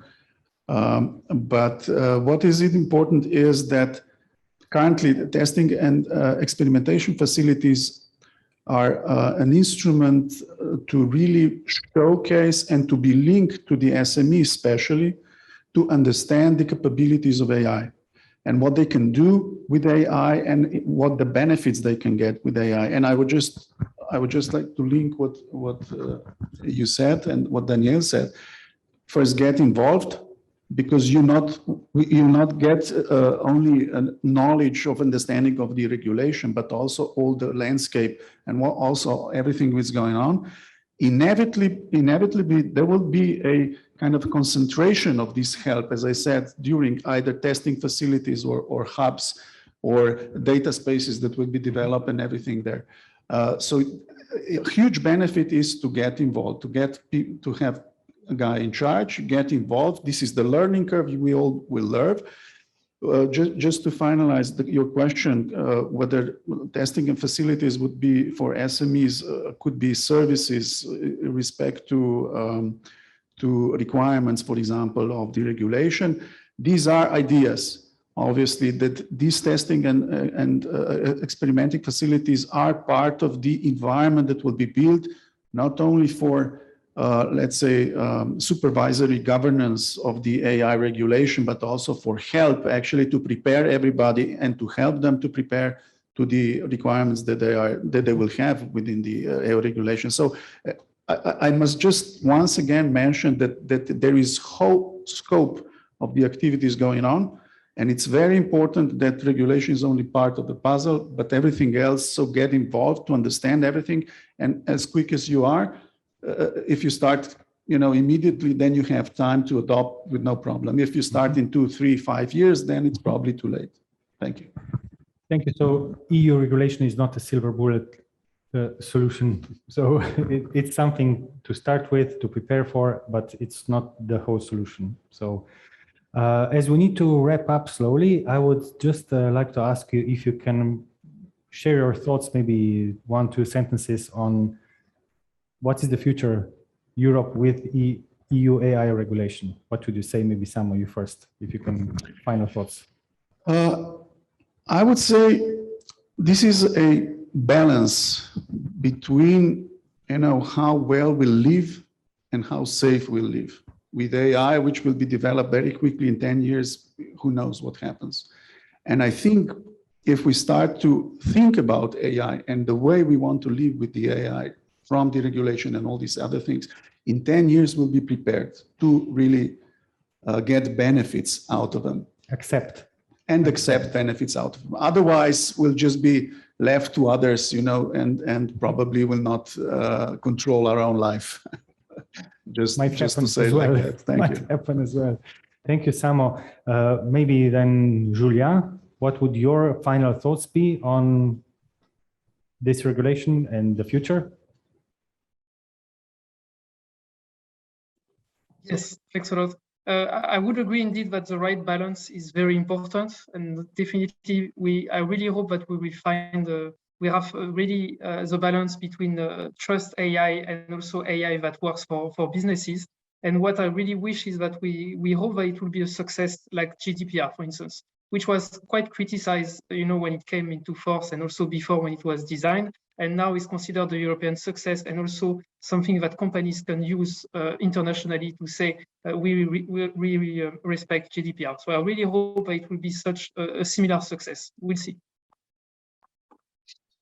Thank you, Julien. Daniel, may I ask for your opinion? Of course, my wish would be that will be a very balanced thing, like Julien and you already said. But I think this will be a very interesting fight because the stakeholders are big. Yeah, if you know the lobbying capabilities of Amazon, Google, and other big tech companies, US or China in Brussels. And when you see that the emerging European AI ecosystem is just getting started to this process, I'm a little pessimistic, but we will try our best to get the best results for our members and hopefully for a European AI ecosystem. Thank you. Thank you, Daniel. And Franz, maybe your thoughts? Well, I see the idea as it is in this legislation or European approach to AI as AI for the people, not against the people. That's very important. The idea is very bright, positive. I see positive, but it is very much dependent how we will implement it. This is very crucial. Okay. And here, I'm not so positive. Yes, I am positive, but not so positive. I will take this as an optimistic end. Okay, I am optimistic, but we should be very careful how we will implement it, because usually we can implement it a little bit odd. That's true. That's true. Let me share just my opinion at the end. I hope that this EU regulation will not kill the small SMEs in this effort to develop AI technologies. This is my view, and this I share with Daniel. Daniel is also, let's say, has same views on that. We should cultivate these SMEs to develop AI technologies, because I think they are the most innovative, and we should keep them alive. Yeah, So, and that's what I had in mind when I'm talking about implementation. It's correct. very important that SME is a very important sector in this regard. Absolutely, absolutely. Thank you very much to all of you. I need to say goodbye now to Brussels and to Julien, and then goodbye also to Berlin, to Daniel. Thank you guys for being with us. Thanks for joining. And have a good day, and thank you for inviting us. Thanks a lot. Thank you. Thank you, Julien. Najlepša hvala tudi vama, Samo, Franc, za sodelovanje. Sem vesel, da smo prišli do konca in upam, da se srečamo tudi v kakšni drugi priložnosti. Hvala za povabilo. Hvala za povabilo. Hvala vama. Za naše poslušalce, gledalce pa še nekaj informacij. Vljudno vas vabim, da se nam pridružite tudi jutri ob 10. Ko bomo ponovno obdelovali aktualne teme. Jutri imamo predstavnico Univerze v Ljubljani, ki nam bo predstavila tečaj umetne inteligence za nestrokovnjake v slovenščini. Predstavili pa bomo tudi platforme za uvajanje umetne inteligence podjetij Google, Microsoft, IBM in Oracle. Bo zanimivo, tako da še enkrat zelo vljudno vabljeni. Ponovno bi vas povabil tudi k obisku spletne strani pobude AI for SI in pa k sledenju našega profila na omrežju LinkedIn, kjer objavljamo zanimive in pa uporabne informacije z področja umetne inteligence za podjetja. Po zaključku dogodka bo na voljo tudi posnetek. Ob tem še enkrat izrekam zahvalo organizatorjem in podpornikom, ki so Gospodarska zbornica Slovenije, Združenje za informatiko in telekomunikacije, IKT, horizontalna mreža, Opsi Hub, Digital Europe, Digitalno središče Slovenije, Spirit, BTC, Ministrstvo za gospodarstvo in pa DIH.